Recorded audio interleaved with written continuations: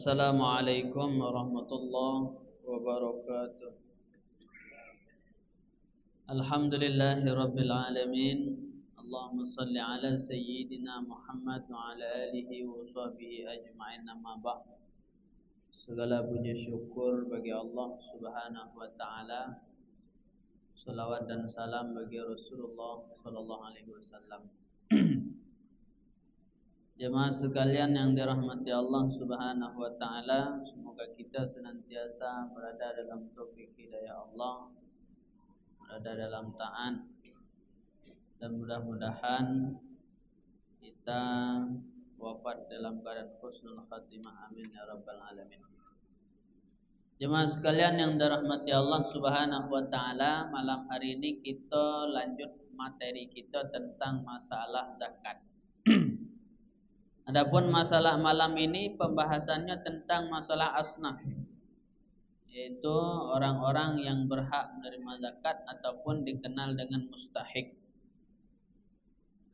Yang pertama, Allah subhanahu wa ta'ala berfirman dalam Al-Quran, innamas sadaqatu lil fuqara'i wal masakin wal amilina 'alaiha wal mu'allafati qulubuhum fir riqabi wal gharimina wa fi sabilillah wa banis sabil fariidatan minallah wallahu alimun hakim.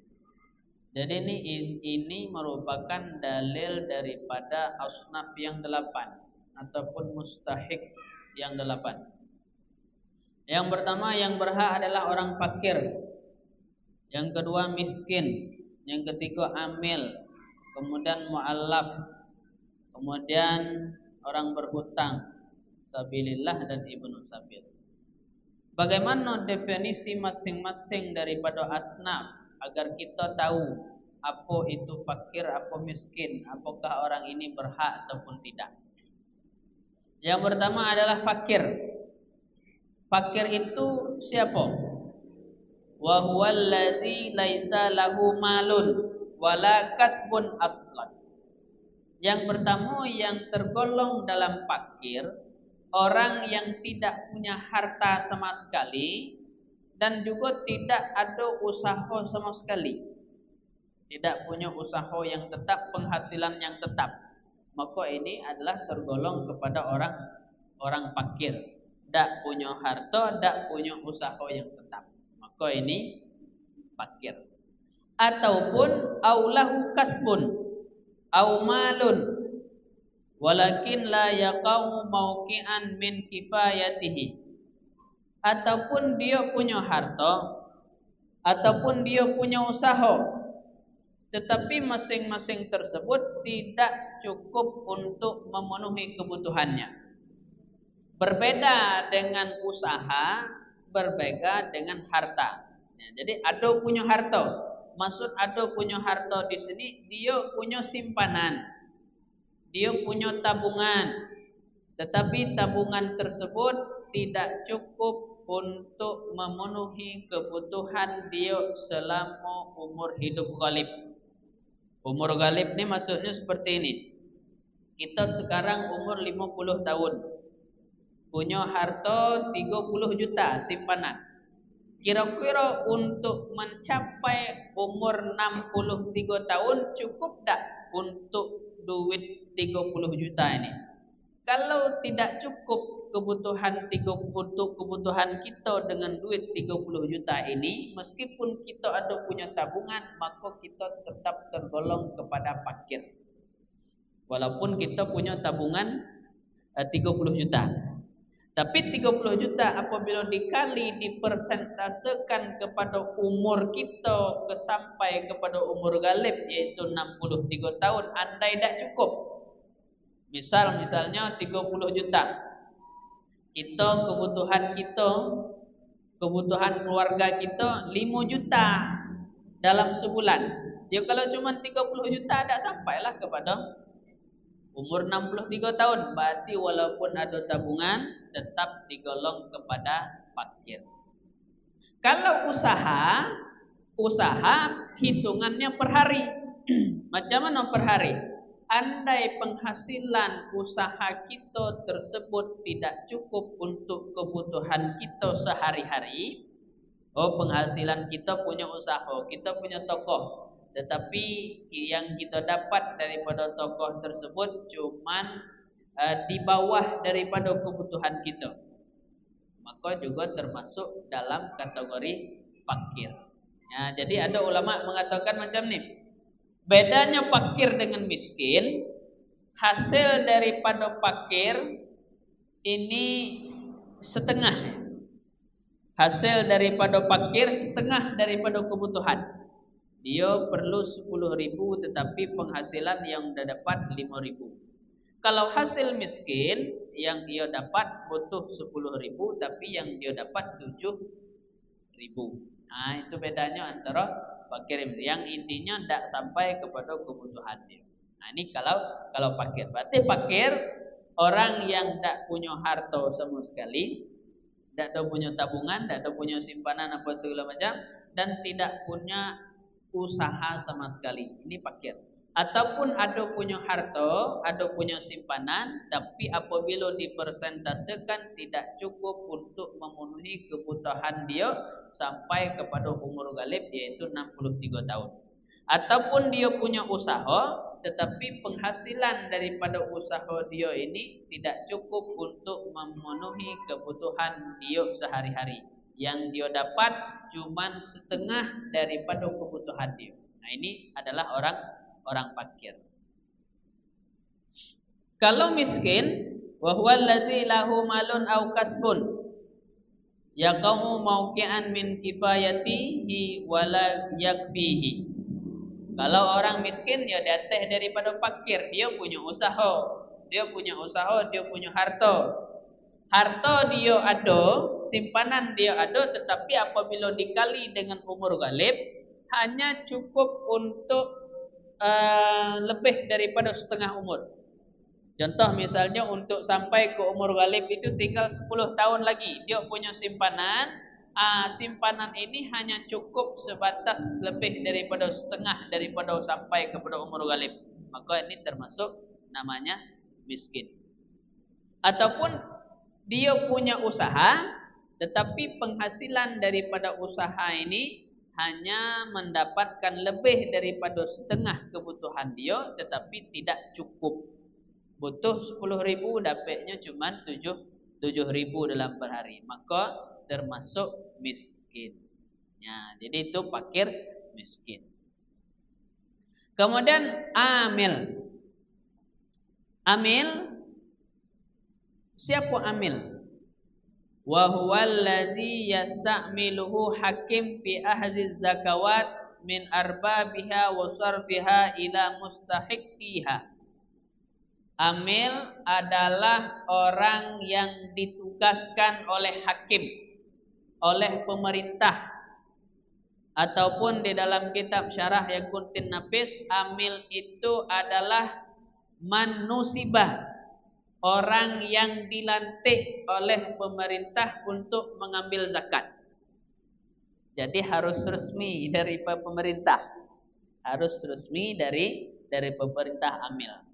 Sehingga dalam syarah Yaqutin Nafis, adapun orang yang dipilih oleh penduduk setempat itu tidak dinamakan dengan amil. Kalau dia tidak tergolong amil, maka dia tidak berhak mendapatkan jatah daripada zakat.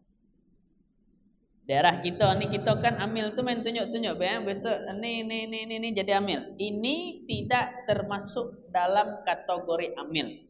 Amil harus diresmikan oleh pemerintahan setempat yang berwenang di bagian itu. Kalau kita basnas, berarti harus ada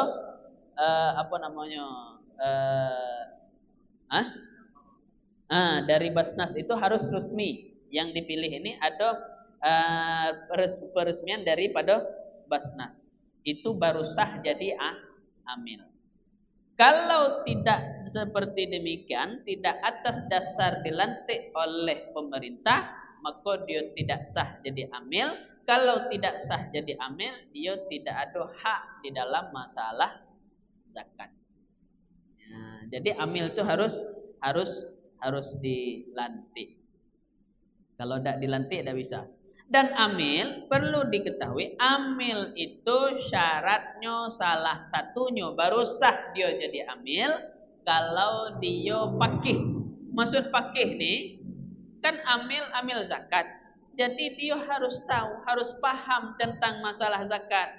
Siapa yang mustahiknya, bagaimana kaifiat menerima zakat, bagaimana kaifiat menyalurkan zakat. Jadi dia paham mana yang wajib, mana yang sunnahnya tentang masalah zakat. Kalau orang ada paham kemudian dijadikan dia sebagai amil, maka tidak sah dia jadi amil. Kemudian amanah. Kalau orang tidak amanah, tidak sah dijadikan sebagai amil. Lalu berapa? Ya, fayu'ta minaz zakati wa in kana ghaniyan. Amil nih tetap dia dapat jatah daripada zakat walaupun dia kaya. Walaupun dia orang kaya tetap dapat.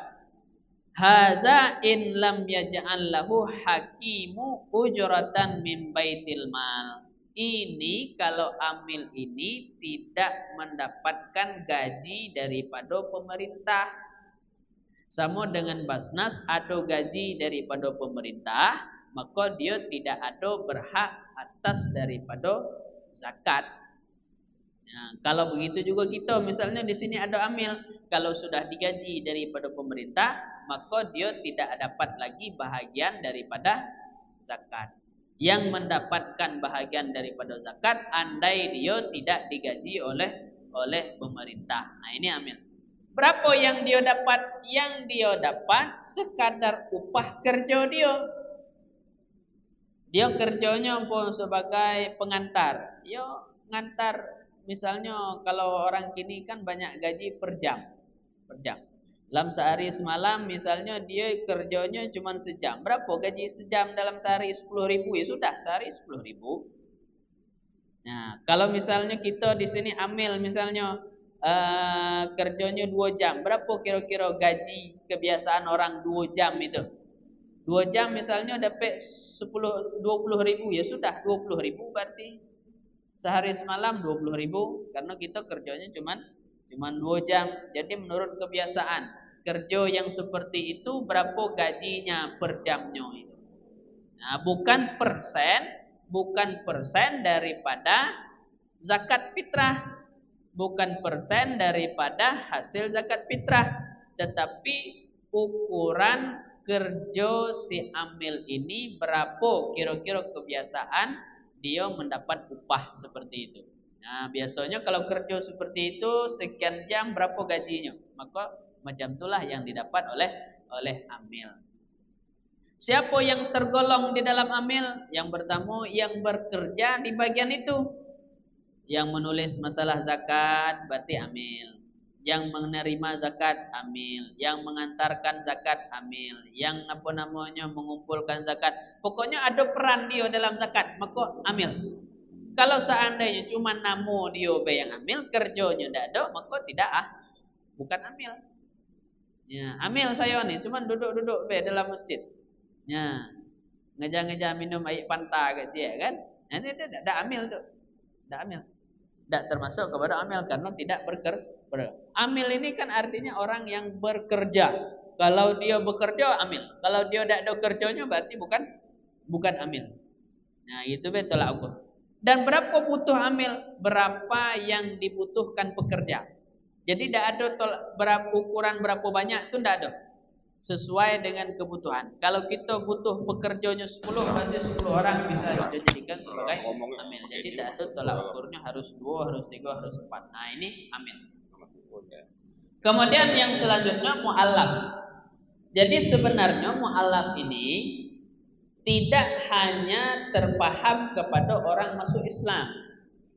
Karena mu'allaf ini maksudnya adalah orang yang dijinakkan hatinya supaya hati dia jadi lembut, supaya hati dia jadi aman. Jadi orang-orang yang butuh dilembutkan hati dia, maka dinamakan dengan mu'allaf.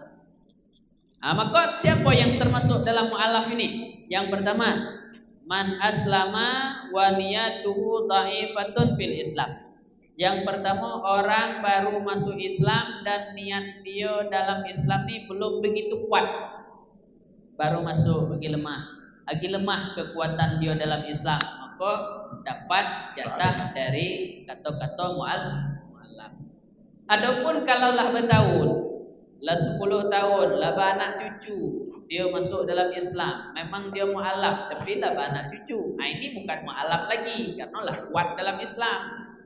Jadi orang-orang yang masih lemah dalam Islam, baru masuk Islam, itu yang dinamakan dengan mu'allaf.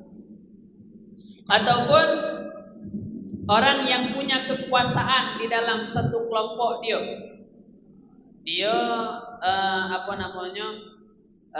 punya kekuasaan, punya nama yang tenar di dalam kelompok. Waktu dia kafir, dia punya nama yang besar, sehingga diberikan kepada dia ini agar orang lain tertarik untuk masuk Islam. Misalnya yang masuk Islam itu kepala pendeta misalnya, kan? Kepala pendeta. Jadi dikasih dia ini zakat ini supaya yang lain juga tertarik masuk Islam. Nah, ini juga dapat. Kemudian orang Islam yang memerangi orang yang tidak membayar zakat juga termasuk mu'allaf, dia tuh dalam kategori mu'allaf. Ataupun orang Islam yang ditakuti oleh orang yang tidak membayar zakat. Nah, maka ini juga kategori dalam mu'allaf. Ya. Kemudian yang selanjutnya ada mukatab. Mukatab ini adalah seseorang hamba sahaya yang dijanjikan oleh Said, oleh pemilik dia. Kalau seandainya dia punya duit sekian, maka dia bebas daripada perbudakan itu. Nah, ini namanya mukatab. Maka dia berhak. Kalau dia seandainya mampu membayar 10 juta misalnya, dia bebas, maka ini dimakan dengan mukatab. Maka dia berhak untuk menerima zakat. Kemudian ada gharim. Gharim, bukan garim. Nah, nih gharim. Gharim maksudnya orang yang berhutang, bukan garim. Garim itu kalau bahasa kita penunggu masjid, pengurus masjid, yang khidmat di masjid itu garim. Garim tidak dapat. Yang dapat gharim, orang yang berhutang. Orang yang berhutang yang model macam mana yang mendapatkan zakat ini? Yang pertama, hutang tersebut bukan hutang maksiat, yang ada unsur haram di dalam hutang. Orang hutang tetapi hutangnya riba, ini walaupun terlilit hutang tidak dapat jatah daripada zakat, karena hutangnya ada unsur maksiat. Ataupun dia berhutang untuk mabuk, ini tidak dapat, karena dia berhutang untuk bermaksiat. Dan bagaimana orang yang tergolong kepada gharim?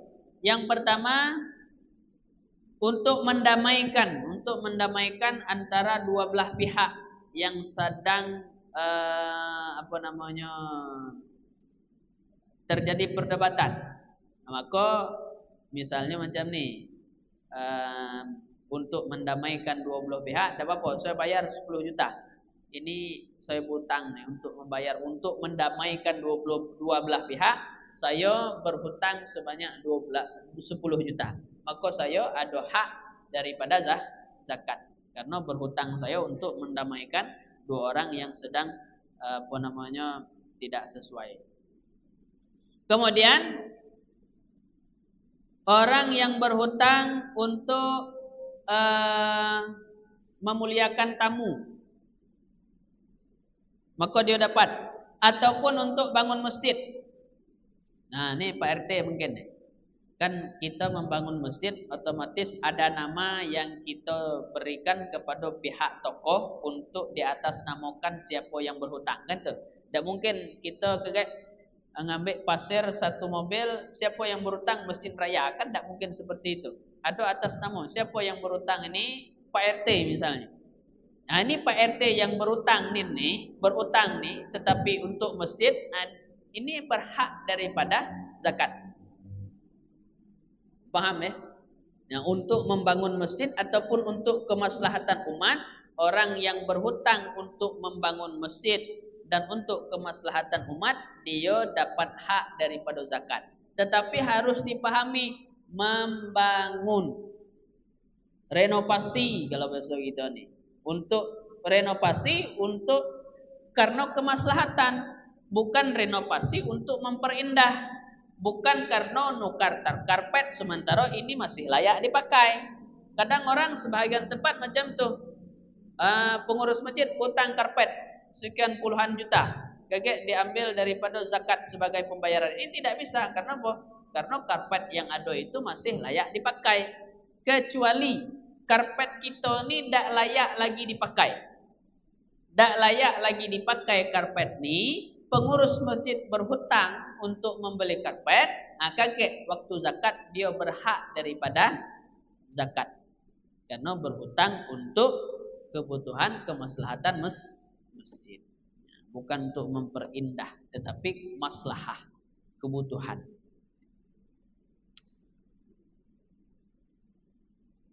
Begitu juga orang yang berhutang untuk keluarga dia, untuk kebutuhan maksudnya, bukan hutang karena kredit. Lagi salah pula itu. Saya udah utang apa? Utang mobil kredit, main tak bisa. Kebutuhan. Nah, hutang kredit mobil, minta hak zakat daripada zakat fitrah, tak ada bisa. Kemudian yang selanjutnya al-ghuzzah. Jadi dalam kitab ini tidak diibarat dengan fi sabilillah, tetapi ghuzzah, berperang di jalan Allah. Jadi maksud fi sabilillah di dalam kitab Al-Bayan disebutkan maksud fi sabilillah adalah perang di jalan Allah. Kenapa? Karena setiap tempat, kullu maudhi'in, setiap tempat yang disebutkan fi sabilillah, maka itu yang yuqalu bil mujahidun, maka itu dipahami makna fi sabilillah adalah jihad, berperang di jalan Allah. Makanya makna dari sabilillah itu adalah berperang, bukan orang yang mondok, bukan orang yang ngaji, bukan orang yang lain sebagainya. Jadi kalau di sini khusus dibuat ghuzzah, itu yang berhak adalah orang yang berperang di jalan Allah. Di dalam kitab I'anatul Talibin disebutkan seperti itu juga. Fi sabilillah secara umum pemakaian dia memang penggunaan fi sabilillah itu umum. Atas nama dia ada berjuang di jalan Allah dari segi apapun disebut fi sabilillah. Tetapi masalah zakat dikhususkan kepada makna berperang di jalan Allah Subhanahu wa taala. Macam itu juga disebutkan dalam Hasyiah Al-Bajuri. Yang terakhir adalah Ibnu Sabil. Ibnu Sabil ini adalah orang musafir. Orang musafir, orang musafir yang habis biaya untuk kembali kepada tempat dia ataupun untuk pergi kepada tujuan dia, dia bisa berhak untuk meminta zakat. Sama dengan misalnya di daerah kita ada orang musafir melakukan perjalanan, di dalam perjalanan sampai di Siko habis biaya dia ataupun hilang duit dia, sehingga tidak ada lagi ongkos dia untuk sampai kepada tujuan, maka dia berhak datang ke kantor Basnas itu untuk minta hak zakat.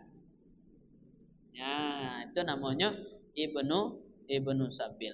Nah, ini definisi daripada masing-masing asnaf 8. Kira-kira ada pertanyaan sebelum dilanjut? Yep.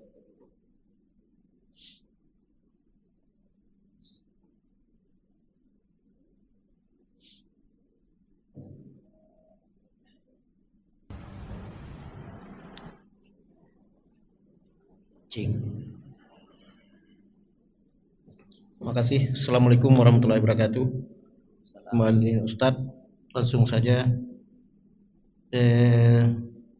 permasalahan awal tadi, masalah fakir dan miskin tadi. Kalau kita lihat di tempat kita atau di Indonesia ini, kalau kebutuhan zaman modern ini mungkin sudah jadi fakir miskin semuanya. Karena kebutuhan sekarang dan kebutuhan dulu itu sangat jauh berbeda. Jadi kalau kita tolak ukur dengan gaji yang didapatnya, mereka tergolong para fakir semua. Jadi maksudnya di sini kebutuhan yang seperti apa? Apa kebutuhan makan minumnya atau kebutuhan sehari-hariannya? Sebabnya mayoritasnya orang yang dibilang Ustadz tadi yang fakir yang tidak cukup untuk kebutuhannya, seperti dia punya HP sampai 4 anaknya, sudah jelas berapapun gajinya masih tetap dengan ukuran yang jadi fakir. Terima kasih. Assalamualaikum warahmatullahi wabarakatuh.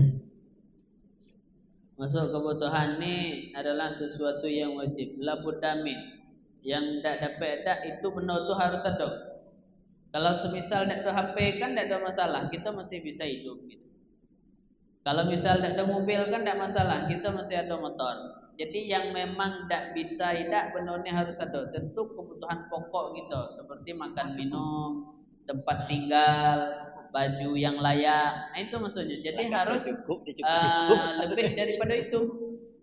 Kalau seandainya harus lebih daripada HP, harus lebih daripada ini, tidak disarankan. Karena apa? Karena tidak ada HP tidak masalah, tidak ada mobil tidak masalah, tidak ada motor tidak masalah.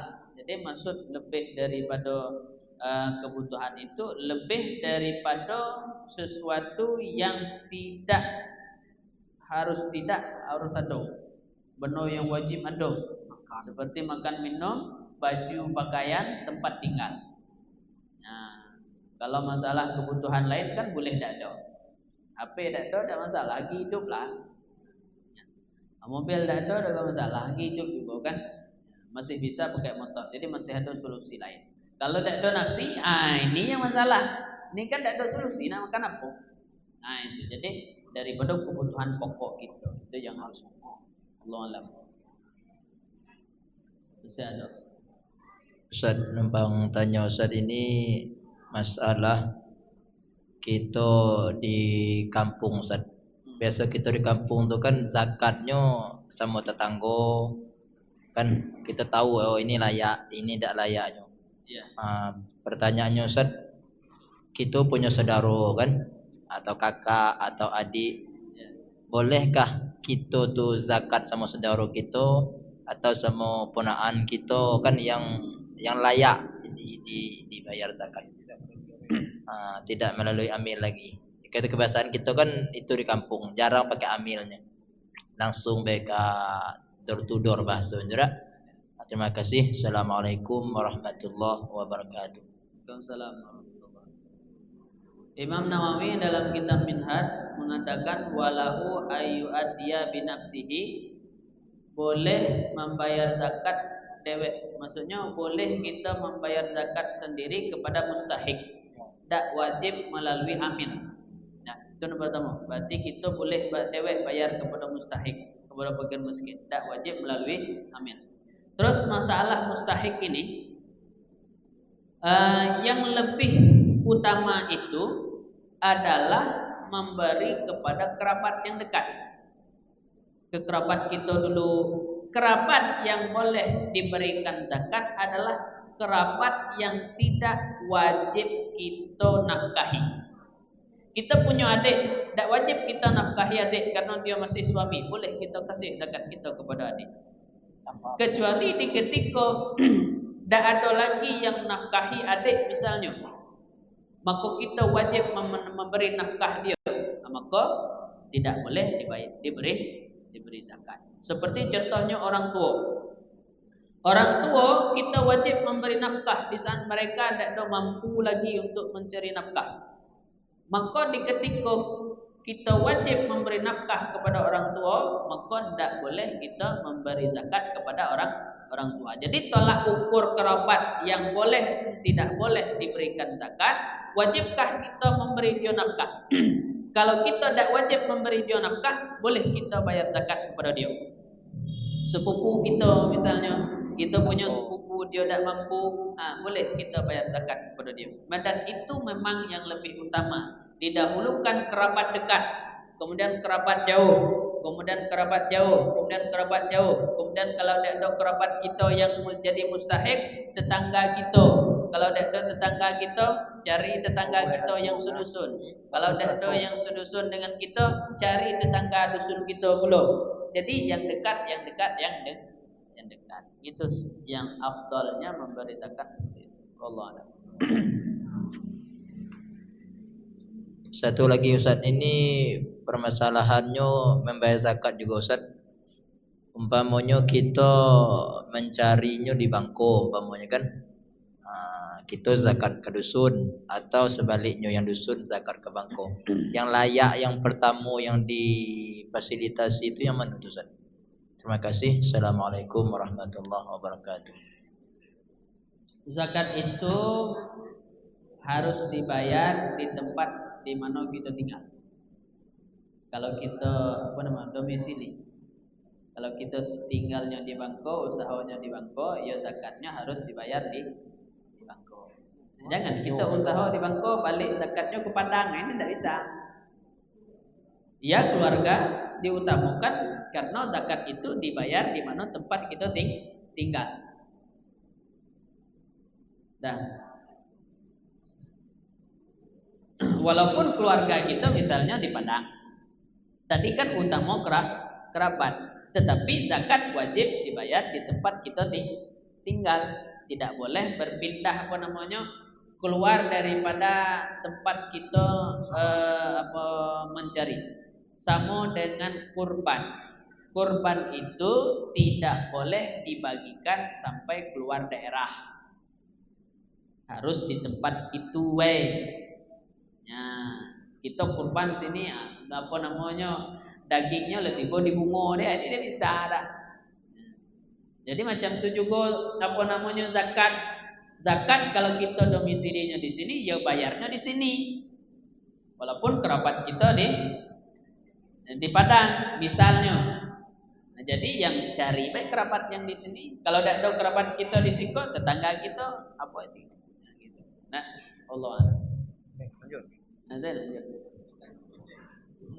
Ini Ustaz kebanyakan Ustaz kita ni ke masjid raya. Pengalaman yang saya alami di masjid ni, salah satunya kadang saya pernah nerima orang bayar zakat kadang-kadang dari Jakarta. Pernah saya nerima Ustaz. Alasannya kami Pak Ustaz takut dah sampai ke sana katanya kan. Kami ni lagi di perjalanan katanya. Kage tiba situ lah habis masuknya katanya. Jadi macam mana kita sebagai amil tadi, maksudnya apa ditolak, apa dikasih saran, apa macam mana Ustaz? Karena masjid raya ni Ustaz hampir 60% kebanyakan orang dari luar banyak Ustaz. Yang saya terima kan saya sepengalaman saya. Maksudnya dari orang luar itu macam mana? Ya kadang musafir kan. Musafir. Musafir. Kemudian ada orang dari jangkat kadang kan. Alasannya itu kami takut dah sampai ke tempat kami kage masuknya lah habis. Atau apa memang ada tolak ukurnya atau ada kasih sarannya apa macam mana Ustaz? Atau bisa kasih solusi. Solusinya macam ini macam mana Ustaz? Terima kasih. Kalau zakat fitrah ini kan wajibnya di ketika masuk 1 Syawal. Dia mas 1 Syawalnya di mana? Kalau 1 Syawalnya di sini, walaupun dia domisilinya di Jakarta, maka di sini dia bayar zakat. Nah, itu kalau zakat fitrah. Beda dengan zakat mal. Zakat mal di mana usaha. Kita di sini usaha kita di Jambi, yang usaha di Jambi bayar. Yang usaha di Padang bayar. Yang usaha di Pekanbaru bayar. Yang usaha di Jakarta bayar. Nah, bisnis di mana letak bisnis itu, di situ bayarnya, itu zakat mal. Kalau zakat fitrah masuk 1 Syawal kita lagi di mana? Kalau lagi misalnya orang yang musafir balik dari Jakarta nak ke mana misalnya belum sampai di kampung, ya di situ dia bayar. Ya, nah. Jadi nengok di mana dia berada di saat satu Syawal. Itu kalau zakat fitrah. Zakat fitrah Ustaz ya. Ya.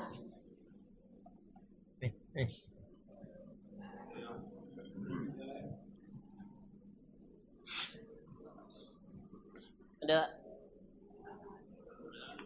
tak?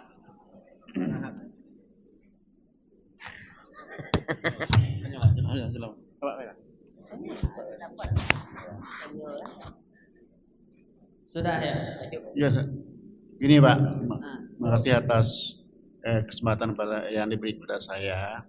Kalau tadi saya kurang ingat tadi Pak, karena faktor umur saya kan, kalau misalnya kita zakat dengan adik kandung kita atau kakak kandung kita misalnya, apakah, tapi kayak yang Bapak bilang tadi kan zakat dengan orang tua kan tidak boleh kan? Tapi kalau adik kandung atau sepupu kan sudah ya sepupu boleh bisa. Tapi adik kandung atau kakak kandung boleh enggak? Kemudian misalnya yang disampaikan tadi itu ada yang mu'alaf tadi. Kalau mu'alaf itu misalnya lah sudah banyak anaknya misalnya. Jadi lah tua lah misalnya. Nah, jadi dia ini tempatnya tidak di dalam domisili orang Islam, tapi dia berdomisili di tempat agama lain gitu misalnya. Nah, itu bagaimana itu mohon penjelasan Pak. Terima kasih. Assalamualaikum warahmatullahi wabarakatuh. Yang mu'alaf tadi itu dia Islam, tapi tempat tinggalnya bukan Islam. Di dalam lingkungan orang Islam. Nah, dia tetap dapat zakat. Kalau seandainya dia baru masuk Islam. Kalau beranak pinak di dalam Islam, walaupun dia mu'alaf tidak dapat lagi. Karena dia sudah memiliki keyakinan kuat dalam Islam. Yang mu'alaf yang mendapatkan zakat, yang baru masuk Islam adalah mu'alaf yang belum kuat keyakinannya di dalam Islam. Itu yang dapat. Kalau bertahun-tahun dalam Islam, berarti punya keyakinan kuat, maka dia tidak dapat lagi zakat, walaupun dia statusnya dihitung kepada mu'alaf. Itu. Masalah keluarga, adik, kalau dia masih punya suami, berarti nafkah itu wajib di atas suami. Tetapi karena dia berstatus sebagai fakir miskin, boleh tak kita memberi dia zakat? Boleh. Karena di saat itu kita tidak wajib memberi dia nafkah, karena ada yang wajib memberi nafkah yaitu suami dia. Maka sah kita untuk memberi dia zakat. Kecuali dia tidak ada punya suami lagi, yang memberi dia nafkah itu tidak ada lagi. Yang ada cuma kita yang wajib memberi dia nafkah. Maka di saat kita wajib memberi nafkah kepada adik kita, maka di saat itulah zakat tidak boleh diberikan kepada adik kita. Ya, wallahu a'lam bishawab. Masih ada? Nah, dah. Allah a'lam bishawab. Sekian. Billahi taufiq wal hidayah. Assalamualaikum warahmatullahi wabarakatuh. Waalaikumsalam warahmatullahi wabarakatuh.